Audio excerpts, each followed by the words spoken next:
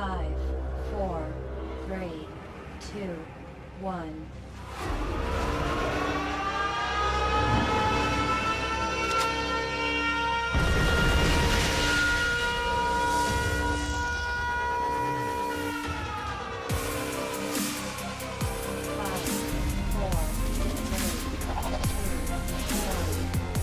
Muy buenas, bienvenidos a Alarma Mundial.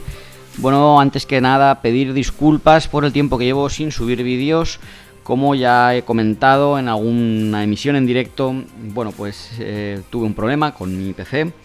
Y bueno, pues todos los problemas están solucionados y ahora pues bueno, ya puedo dar rienda suelta a las respuestas que creo que merecían de los medios de un PC para responder a PMI, puesto que no me parecía serio el hacer una video respuesta con la edición del teléfono móvil, puesto que bueno, yo creo que merecía la ocasión, merecía la pena. Se hubiera podido hacer igual, se hubiera entendido igual, pero oye, me parecía que es una respuesta que creo que debía explicarse con todos los medios visuales pertinentes. Y ahora, sin más demora, vamos a pasar a explicar por qué, desde mi punto de vista, APMI es incapaz de refutar esta hipótesis terraplanista. No importa que el Sol tenga 500 kilómetros, o 350, o 600 kilómetros de diámetro. Ni tampoco importa si está a 24.000, a 50.000, o a 70.000 kilómetros de distancia. En cualquiera de estas posibles medidas orientativas, los efectos de perspectiva se cumplen. Es un error decir que porque algo esté muy lejos y sea muy grande entonces la perspectiva, la cual es simple geometría, no vaya a funcionar. Bien, yo no es que haya dicho que no vaya a funcionar. Obvio que la perspectiva funciona siempre. Simplemente es que el tamaño asignado al Sol en relación a la distancia de su cénit al horizonte visual, visible, varía tan poco que se compensa con el efecto lupa de la atmósfera. Es por esto que el Sol podría verse con un tamaño invariable, y esta sería una explicación de por qué el Sol no varía su tamaño. Esto yo ya lo expliqué, de hecho ya en el primer vídeo, pero es algo que parece ser que por alguna razón que se desconoce, esta lógica no quiere comprenderla el señor de APMI. Luego veremos por qué y en qué me baso para decir que es incapaz de refutar esta hipótesis terraplanista de este hombre. Sí que lo hace, y los cálculos matemáticos que ya expuse en el anterior video así lo prueban. Mi refutación también fue en base a medidas orientativas.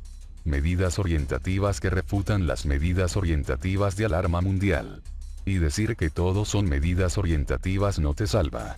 Puesto que si vas a dar unas medidas orientativas, es porque estás intentando aproximarte a una explicación teórica que solucione un problema del modelo.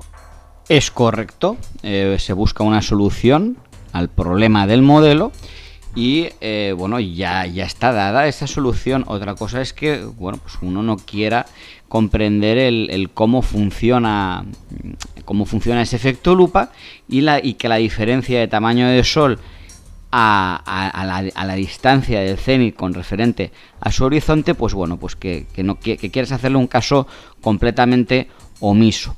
Me gustaría añadir que personalmente no creo que tenga nada de lo que salvarme. Yo comprendo que tienes tu particular caza de brujas con el terraplanismo, pero bueno, yo no soy ningún mentiroso que se esté inventando una historia de la cual me tenga que salvar, en absoluto. Al contrario, soy un observador que, bueno, pues observo el medio y lo investigo como cualquier otra persona y simplemente saco conclusiones en base a un modelo. Estas conclusiones están avaladas con argumentos y con una lógica argumentada. Y bueno, pues es tan sencillo como lo que ya hemos explicado de que el tamaño del Sol referente de su cenit al horizonte, pues bueno, es tan pequeña esa diferencia que queda compensada con el efecto lupa de la misma atmósfera o domo. y como comento, voy a ir explicando a lo que me refiero. Algo que hemos podido ver en el video del helicóptero, es que pasa mucho más rápido cuando está cerca de la cámara, y se mueve más lento cuando se acerca o se aleja. Eso es velocidad angular. Es decir, la velocidad aparente del helicóptero para el observador es diferente en función de la distancia a la que se encuentra el helicóptero respecto del observador. Esto, bueno, pues es cierto, son leyes de perspectiva básica dentro de la Tierra en la que vivimos, o sea, dentro del domo o atmósfera, dentro de donde estamos viviendo, ¿no? Con una información visual que tenemos dentro del medio en el que vivimos. Claro, ahí sí, claro, es obvio, hay unas leyes de perspectiva básica que se cumplen. El problema está en que el Sol no tiene el tamaño del helicóptero y tampoco está dentro de la atmósfera terrestre ni del domo. O sea, te lo voy a mostrar de las dos maneras, tanto desde el modelo plano como desde el modelo esférico, ¿vale? Para que comprendas que el paralaje aquí no hace nada, o sea, no refuta nada respecto a la distancia y tamaño del Sol y los cálculos de paralaje, o sea, que no sirven para nada porque no se sabe realmente si la información visual que tenemos del Sol es verídica, ya que está fuera del medio en el que vivimos. Pero bueno, vamos siguiendo, a ver si consigo que este hombre pueda comprender a lo que me refiero. Este tamaño puede cambiar y variar, y lo que yo defiendo es que en el modelo plano el Sol está fuera de la cúpula, está en otro medio. Por lo tanto, el Sol, el tamaño del Sol puede variar y eso no tiene nada que ver. Nosotros podemos verlo más grande, más pequeño, podemos verlo incluso de igual tamaño. Ellos dicen que con unos filtros el Sol se ve exactamente igual. Sabemos bien que en el modelo terraplanista, el Sol debe cambiar su tamaño angular en función de su distancia al observador. El problema es que la realidad demuestra que tal cambio de tamaño no sucede nunca, y nadie jamás lo ha medido. En cuanto al filtro solar, yo mismo ya hice la demostración experimental de que el tamaño angular del Sol es el mismo durante todo el día, lo cual refuta el planteamiento del modelo terraplanista. Por mucho que te pongas a decir que no te lo crees o que lo dudas, lo que creas o dejes de creer no cambia los hechos comprobables. Pero bueno, más allá de ahí, incluso viéndose el Sol exactamente igual, no tiene nada que ver. Su tamaño angular podría deberse a un efecto lupa, o sea, lo que nosotros estamos viendo exactamente igual, al estar fuera, puede haber un efecto de lupa en la atmósfera en el cual tú veas al Sol igual, pero el Sol realmente sí estuviera variando su tamaño. Por lo tanto, no comparto esto de que a 5.000 kilómetros de altura el Sol tenga que cambiar obligatoriamente su velocidad angular y su perspectiva. O sea, esto nada que ver, y esto es lo que yo precisamente refuto en el vídeo en el primer vídeo que hice, ¿no? Lo que tú afirmas sería fácilmente refutable o demostrable.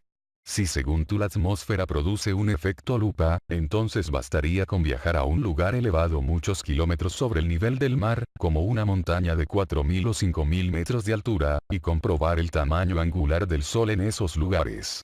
Si según tú la atmósfera produce un efecto lupa que mantiene el tamaño del Sol, entonces, si nos vamos a lugares muy altos donde la atmósfera es mucho más delgada, en esos lugares el efecto lupa dejaría de tener efecto, y ya se empezaría a notar el cambio de tamaño del Sol. Me quedo aquí esperando una demostración de tal evento.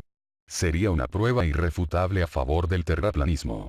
Que suban a una montaña, y en ella, donde la atmósfera es mucho más fina, medir que el tamaño angular del Sol es más grande al cenit y más pequeño al horizonte.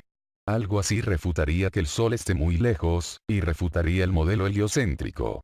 Aquí me quedo esperando esas maravillosas pruebas terraplanistas. Mientras no las tengan, el efecto lupa se queda como lo que es. Un invento sin ninguna prueba o demostración que confirme su existencia, y por lo tanto solo es un artificio creado para mantener vivo un modelo fallido. Afirmaciones sin evidencias se descartan sin evidencias, principio de onus probandi. Quien hace una afirmación es quien debe demostrarla. Quien hace una afirmación es quien debe demostrarla. Vaya, pues parece ser que el modelo esférico es una afirmación que se enseña en los colegios, que se le enseña a todo el mundo que ese modelo es así, pero parece que hay gran problema para demostrar el núcleo terrestre, el núcleo interno, el núcleo externo, el manto, las placas tectónicas. Parece ser que hay bastante problema para demostrar que eso es tal como nos han enseñado. Entonces, bueno, eso es un problema por un lado, ¿no? Por otro lado, ni siquiera saben qué hay fuera. Me voy a explicar. Todavía no está claro si hay vacío, si hay éter, si es algo que tampoco no es que esté muy claro. Ahora dicen que el vacío es el campo de Higgs, que es como un fluido que lo permea todo. Bueno, si nos fijamos bien, la comunidad científica no tiene claro qué hay exactamente, ni fuera de la Tierra ni dentro de ella. Cuando hablamos de grados, hablamos de una esfera imaginaria de 360 grados que nos rodea. Eso es algo de lo que ya hablé en mi video anterior sobre la resolución angular. Sin embargo, cuando dices que a los grados se les asigna un parsec de distancia, acabas diciendo la mayor burrada del planeta. Los grados como tal no contienen ninguna distancia. Son solo eso, grados imaginarios. Son solo eso, grados imaginarios. Vamos a hacer un simple ejercicio práctico, para comprobar la exactitud geométrica de este cálculo. Aquí he dibujado un triángulo rectángulo, el cual tiene 5.1 centímetros en su base, y 10 centímetros de largo. Estos 10 centímetros serían equivalentes a la distancia que hay hasta la Luna. En el caso de los triángulos, sí sabemos cuál es la distancia que mide de largo. Y con eso comprobaremos si la distancia obtenida por trigonometría coincide con la realidad. Ahora medimos cuál es el ángulo de apertura que forma este triángulo. Es de unos 27 grados. Por lo tanto, todo lo que tenemos que hacer es dividir la base del triángulo de 5.1 centímetros, por la tangente de los 27 grados de ángulo. El resultado nos da, que la altura de este triángulo es de unos 10 centímetros, ni más ni menos que lo mismo que mide realmente dicho triángulo. Con una experimentación tan simple, podemos comprobar la veracidad de este procedimiento trigonométrico. Es simple geometría. La madre del cordero es que todo lo que acabas de decir es bien cierto, matemáticamente hablando. Y sí, es cierto, es simple geometría. Simple geometría, pero dentro de la Tierra, de lo que podemos observar desde dentro de la Tierra. Eso no significa que los datos que nos llegan sean reales, sean empíricos. La luz cambia de medio y toda la luz que nos llega de las estrellas, de los astros y de los planetas está en un medio que no es el cual, o mejor dicho, no es desde el cual estamos observando. Por lo tanto, la información que nos llega del firmamento bien podría ser completamente errónea. La distancia entre los observadores es un dato empírico y el ángulo de paralaje observado es también algo empírico. Dividir esa distancia de observadores por la tangente del ángulo de paralaje observado te da la distancia a la Luna. Punto. No hay absolutamente ningún otro factor involucrado. No hay absolutamente ningún otro factor involucrado. ¿Cómo que no hay ningún otro factor involucrado? Bueno, yo comprendo que desde tu cruzada antiterraplanista te interese decir que no hay ningún otro factor involucrado. Obviamente, si eso fuera cierto, tendrías razón absoluta en todos tus argumentos. Pero es que resulta que sí hay otro factor involucrado. Y ese factor involucrado es el grave error que estás cometiendo al seguir una ciencia que también cometió un error al no contemplar este factor involucrado, que es importantísimo. Y es que desde el modelo plano defendemos que hay un domo, una barrera. Todas las estrellas, las luminarias del firmamento están tras esa barrera.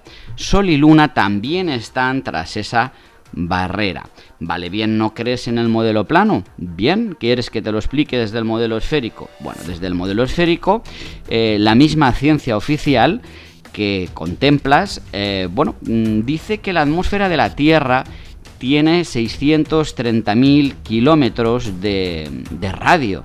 O sea, un diámetro de 1.200 kilómetros.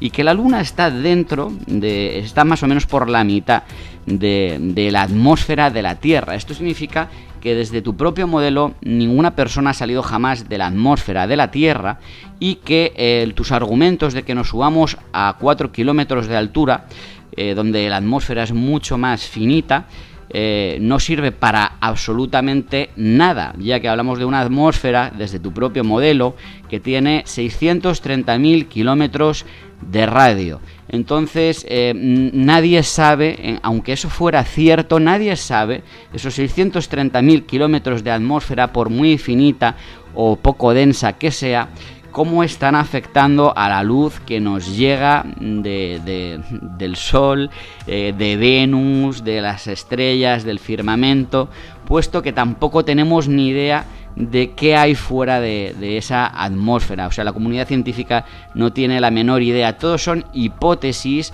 son imaginaciones, pues esto debe ser así, esto debe ser asá.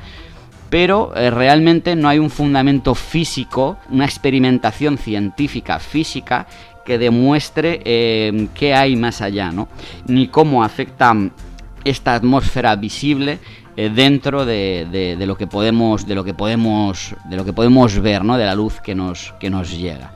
Por lo tanto, el paralaje y todo esto es un experimento científico hecho desde dentro de nuestro mundo, del cual tenemos bastante poca información al respecto de la veracidad de lo que nos llega, de lo que estamos viendo, si realmente eso es así, ¿no? Eso es de esa manera, o si tal vez esa luz está llegando con retraso, etcétera, etcétera, etcétera. Pero bueno, hay más. Ahora te comento más cosas acerca del paralaje y acerca de cómo podría darse el mismo paralaje desde el modelo plano. ¿Y por qué?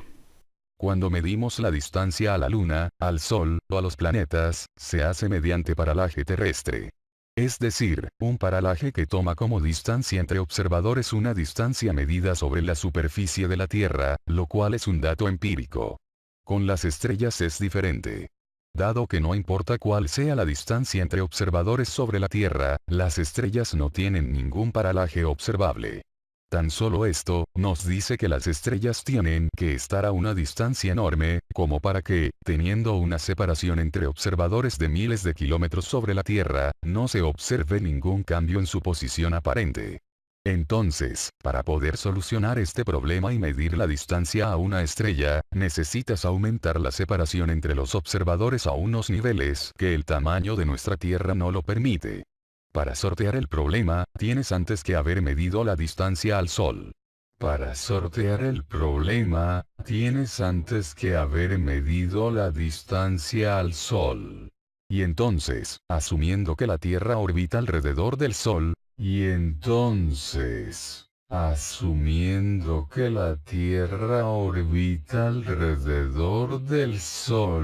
tomar una foto de una estrella determinada, y luego tomar otra foto a esa misma estrella 6 meses después.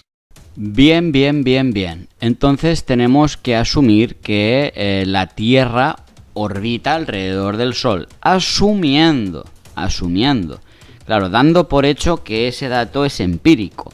¿En base a qué? Bueno, pues esto es algo que ponemos en duda siempre. Por lo tanto, una vez más estamos asumiendo la ciencia oficial, que está llena de dudas y de hipótesis sin demostrar, por verdad absoluta. Luego tenemos un problema grave, porque resulta que hay otra explicación para que el paralaje se dé completamente igual en esos 6 meses desde el modelo plano. Y es que resulta que en el modelo plano damos por hecho que la Tierra es plana y estática, y que es el firmamento el que está girando alrededor del plano. Además no gira de forma horizontal, o sea, está en lo que sería la cúpula celeste ligeramente inclinada. Es posible que lo que es la cúpula celeste tenga una ligera oscilación cada 6 meses que haga posible ese paralaje. Pero seguiríamos teniendo una Tierra completamente plana, estática. O sea, es el firmamento en este caso el que tiene una oscilación, o sea, gira de forma inclinada a la vez que tiene una ligera oscilación. Este dato es muy comprensible cuando tenemos en cuenta el giro de una peonza. El firmamento sería algo similar, gira de forma similar al de una peonza. Una peonza no está exactamente siempre a la misma distancia. En este caso hablaríamos de que el firmamento es una peonza gigante y que dentro de su giro inclinado, puede tener una ligera oscilación, la cual se da cada esos 6 meses. Y con esto tendríamos absolutamente el paralaje completamente explicado desde el modelo plano.